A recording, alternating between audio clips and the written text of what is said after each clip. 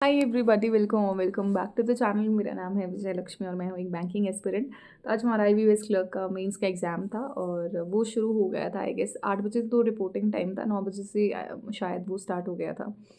और क्या होता है यूजुअली हमने मॉक में देखा था कि पहला सेक्शन खुलता है जीए, फिर खुलता है इंग्लिश, फिर खुलता है रीजनिंग और लास्ट में क्वांट्स खुलता है। बट यहाँ पे बिल्कुल ऐसे जंबल हो चुका था। तो सबसे पहले ही हमारा रीजनिंग खुला, उसके बाद हमारा जीए खुला, फिर इंग्लिश खुला, फिर क्वांट्स खुला। और आज सबसे पहले क्या था, रीजनिंग में 2 सेक्शन थे, section A, section B. Section A में 10 क्वेश्चंस थे फॉर लाइक 2 मार्क्स ईच, और फिर सेक्शन बी में 40 क्वेश्चंस थे। और सेक्शन ए सबसे पहले मैंने खोला तो वहाँ पे ना वो ब्लड रिलेशन वाली जो पज़ल थी, वो डेट ऑफ बर्थ और ब्लड रिलेशन वाली, और फिर मैंने वो सॉल्व करने की कोशिश की। तो फिर क्या हुआ कि वो 2-2 नंबर की थी ना, तो उसका तो मैंने डेटा एक्सट्रैक्ट करके लिख दिया था। 3 मिनट चले गए थे और मेरे को लगा कि इसमें अभी अपना समय ज़ाया ना करते हुए एक एक नंबर के क्वेश्चन करके अपने थोड़े से मार्क्स फिच कर लेती हूँ। इसमें मैं आऊँगी बट उसके लिए बहुत ही शांत दिमाग की ज़रूरत है। तो फिर मैं गई हूँ एक एक नंबर वाले क्वेश्चंस करने, और मैंने एक एक नंबर के पजल्स किए जिसमें 3 स्टेटमेंट्स थी। वैसे ही आज मोस्टली जो पजल्स आई थी उसमें 3 स्टेटमेंट ही थी। 1 या 2 में आई गेस 2 ही स्टेटमेंट्स होंगी, बाकी सब में 3 स्टेटमेंट्स थी। तो वो करते-करते फिर एक क्वेश्चन था जो डायरेक्शन एंड डिस्टेंस वाला था, उसमें मेरा तो वर्टिकली बैठ रहा था बट वहाँ पे ये लिखा था कि वो हॉरिज़ॉन्टली बैठ गया, पता नहीं कैसे उन्होंने डिस्टेंस निकाला था, तो वो मेरा सॉल्व नहीं हो पाया। और फिर मैंने पज़ल सीखी, मैंने क्रिटिकल नहीं की क्योंकि क्रिटिकल यूजुअली क्या होता था, मैं मॉक्स ट्राई जब करती थी घर पे तो 10 क्वेश्चंस अगर मैं क्रिटिकल के कर रही हूँ तो मेरे 5 सही हैं और 5 गलत हैं, ठीक है? तो कभी भी ऐसी श्योरिटी नहीं हुई कि मेरा ऐसे 80% वाला चल रहा है, ऐसा कभी भी नहीं हुआ। इट वाज़ ऑलवेज़ 50-50, तो मैंने स्किप कर दिया क्रिटिकल। मैंने बोला मुझे करना ही नहीं है, फालतू में क्यों नेगेटिव बनाने। तो ऐसे करते हुए आज मेरी 21 क्वेश्चंस अटेम्प्ट हुए हैं, 21 इन टोटल, मतलब 5 क्वेश्चन, 4 क्वेश्चंस आप 2-2 नंबर के मिला दीजिए और बाकी 17 क्वेश्चंस एक-एक नंबर के, ठीक है? तो ये मेरा अटेम्प्ट रहा है। एक मुझसे इनपुट आउटपुट भी नहीं बना, वो मैं ट्राई कर रही थी लेकिन मतलब ऐसा नहीं था कि वो नहीं बना था, बट उसके लिए टाइम कम था और साथ में मैंने देखा कि बहुत ज़्यादा लंबा था वो, मतलब कितने उसमें शायद 5, 6, 7 शायद 7 स्टेप्स थे, कुछ ऐसा था। तो वो काफ़ी लंबा था, वो मैंने स्किप कर दिया था।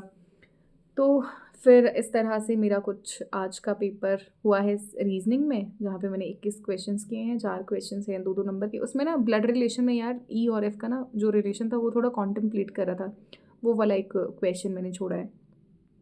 और फिर खुलता है हमारा जीए का सेक्शन। जीए का सेक्शन जीए में मैं तुम्हें क्या बताऊँ यार, जीए में जैसे 3-4 क्वेश्चन स्टार्टिंग में हुए, स्टार्टिंग के 3-4 क्वेश्चंस थे इस मंथ से रिलेटेड, मतलब ऐसे थे कि जून, जुलाई, अगस्त, सितंबर, ठीक है? इन क्वेश्चंस थे 3-4, मुझे लगा चलो इस बार का जीए अच्छा है। फिर जो था वो तो पता नहीं सर के ऊपर से ही जा रहा था, उसके बाद वाला जीए तो पता नहीं क्या पूछ रहे हैं, क्या नहीं पूछ रहे हैं वो लोग।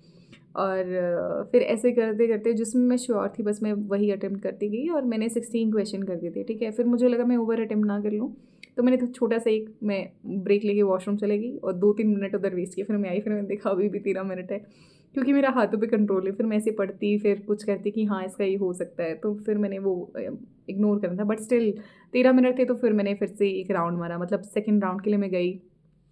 फिर मैंने सेकंड राउंड जब मैं ले रही थी, फिर मैंने देखा कि अच्छा ये वाले क्वेश्चंस हैं जिसमें मैं 80% या 90% श्योर थी कि इसका ये हो सकता है, तो वैसे वाले क्वेश्चंस मैंने अटेम्प्ट किए। तो मैंने 20 में मैंने अपने हाथों को रोक दिया था कि ठीक है अब नहीं करते हैं अटेम्प्ट। और एक्यूरेसी मुझे लगता है कि मैंने ठीक मेंटेन करी है जीए में। उसके बाद हमारा खुलता है इंग्लिश का। इंग्लिश वाज़ सो डिफ़िकल्ट, मतलब आज की इंग्लिश इतनी ज़्यादा मुश्किल थी। अब तो आरसी तो पूरा एक तो इंटरप्रिटेशन पे ही था पूरा का पूरा। तुम खुद मतलब इतना मुश्किल उन्होंने आरसी देखा है, अब बैठ के तुम खुद इंटरप्रेट करो, ठीक है? और 2 आरसीज़ थे वो तो डुएबल थे। एक मुश्किल था आरसी और पूरा पेपर आज एरर से भरा हुआ था। मतलब 12 क्वेश्चंस तो शायद 12 या 13 क्वेश्चन सिर्फ़ और सिर्फ़ एरर के थे। कइयों में था कि फाइंड आउट द एरर, कौन से सेंटेंस में एरर है, कइयों में था कौन से सेंटेंसेस में एरर नहीं है, और सेंटेंस ऐसे नहीं पूरा जंबल करके रखा हुआ है कि A, B and C, A, B, C, D, ACD something something ऐसे करके पूरा वो था। और आज वो वाला parajumbles were like also very difficult. Parajumble आज बिल्कुल भी ऐसे साधारण सी भाषा में तो पैराजंबल पूछा ही नहीं था, पता नहीं क्या पूछा था। उनमें से मेरे एक पैराजंबल का आंसर नन ऑफ दीज़ है। तो ऐसे करके मैंने 33 किए हैं अटेम्प्ट इंग्लिश में। आज का इंग्लिश बहुत ज़्यादा डिफ़िकल्ट था। जो बोलते हैं ना कि 2 सेक्शन ईज़ी आते हैं, 2 सेक्शन मुश्किल आते हैं, तो आज इंग्लिश तो फ़ॉर श्योर बहुत ही ज़्यादा मुश्किल था। उसके बाद खुला था हमारा मैथ्स वाला सेक्शन। मैथ्स वाले में मेरी प्रोबेबिलिटी वाली डीआई नहीं बनी थी। मैंने जो डीआई बनाई है दैट वाज़ मेटेलिक वाली बनाई है, मेटेलिक प्लास्टिक। और एक मैंने मेल फीमेल वाली बनाई है, एक मैंने वो वोटर्स वाली बनाई है। एक हाँ, ये इस वाले डीआई में काफ़ी लंबे-लंबे क्वेश्चंस थे, वो काफ़ी टाइम कंज्यूमिंग थे। और हाँ, और क्वाड्रेटिक 2 क्वेश्चंस मैंने क्वाड्रेटिक के छोड़ दिए, वो मुश्किल थे, तो वो मैंने सॉल्व ही नहीं किए। और एक और नंबर सीरीज़ थी ना जिसमें 3 क्वेश्चंस थे। इसका डिफ़रेंस पता है कितना था? मुझे अभी भी याद है, 1, 3, 5, 15, 65। ठीक है, उसका कोई लॉजिक पता नहीं चल रहा था, सब करके देख दिया, 3 मिनट उसी में वेस्ट कर दिए। उसमें 3 क्वेश्चंस थे, अगर वो 3 क्वेश्चंस हो जाते तो 30 अटेम्प्ट हो जाते, बट 27 में ही पैकअप हो गया था आज मेरा। तो मेरा इन टोटल है 101 अटेम्प्ट्स। और पता नहीं हिमाचल की कट ऑफ के बारे में I can't tell anything about it. तो तुम लोग प्लीज़ कमेंट करके ना मुझे ये बता देना कि तुम्हें क्या लगता है कि कितना कट ऑफ जाएगा, तुम्हारा क्या प्रोडिक्शन है। और अब पेपर तो रिज़ल्ट तो देखो काफ़ी लेट आएगा अप्रैल तक, तब तक तो शायद भूल भी जाएंगे कि क्या पेपर हुआ है। बट अभी तुम कमेंट करके मुझे बता सकते हो कि हाउ वाज योर एग्ज़ाम, तुमने सेक्शन वाइज कितना अटेम्प्ट किया है। और अगर तुम्हारी जीए के कुछ एक डाउट्स है ना तो तुम वो भी पूछ सकते हो, ताकि बाकी बच्चे आके उससे क्लियर कर दें कि हाँ इसका ये आंसर है, इसका एक ये आंसर है। एक वो वाला भी आया था कि सेकंड लार्जेस्ट डायमंड वो बोट्सवाना में निकला है ना।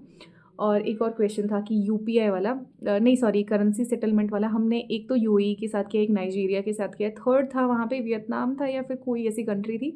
आई वाज मैंने मतलब देखो ये 2 कंट्रीज़ का तो पढ़ रखा है, ठीक है, कि इन 2 के साथ हुआ था, तीसरे के साथ हुआ था नहीं हुआ था, मैं इस चीज़ को लेकर श्योर नहीं थी। तो फिर वैसे वाले क्वेश्चन मैंने आज स्किप कर दिए हैं जिसमें श्योरिटी है नहीं, क्योंकि ऑप्शन में इट वाज़ ऐसे ही ऑप्शंस थे, ओनली मतलब 1 ओनली, 1 एंड 2, 1, 2 एंड 3, 2 एंड 3 ऐसे वाले ऑप्शंस थे, तो फिर मैंने इसीलिए वो स्किप कर दिया। तो this was my performance today. और do let me know in the comment section तुम्हारी परफॉर्मेंस कैसी थी। And if you are looking for a good test series then go for smart Kida. Smart Kida के अगर तुमने मीन्स के मॉक लगाए होंगे तो तुम्हें आज थोड़ा सा फेमिलियर लग रहा होगा एग्जाम, ठीक है, कि हाँ, क्योंकि मॉडरेट लेवल की यादें थे स्मार्ट किडा में, और आज का पेपर था भी मॉडरेट ही था इंग्लिश की टर्म्स में, मैं आपको कह रही हूँ। और जीए वॉज ऑल्सो मॉडरेट। जीए अब ऐसा मुझे लगता नहीं है कि स्कोरिंग, अब जीए में बोलते थे ना पहले कि जीए ही मार्क्स आपको फेच करके देता है, अब वैसा नहीं है। जीए जीए में पास ही हो जाएँ वही बहुत बड़ी बात है अब। और दिस वाज़ ऑल अबाउट फिर अबाउट माय एग्ज़ाम। और मैं तुम्हें स्मार्ट किडा का लिंक डिस्क्रिप्शन बॉक्स पे दे दूँगी, तुम वहाँ से देख सकते हो। और गो फॉर स्मार्ट ड्रिल्स और स्मार्ट पॉइंट्स, वहाँ पे वो रिमेंबर कर लेना जीए के लिए, यही कर सकते हैं। और I will see you in the next video. तब तक के लिए अपना ख्याल रखिएगा और पढ़ाई करते रहिएगा। Bye bye.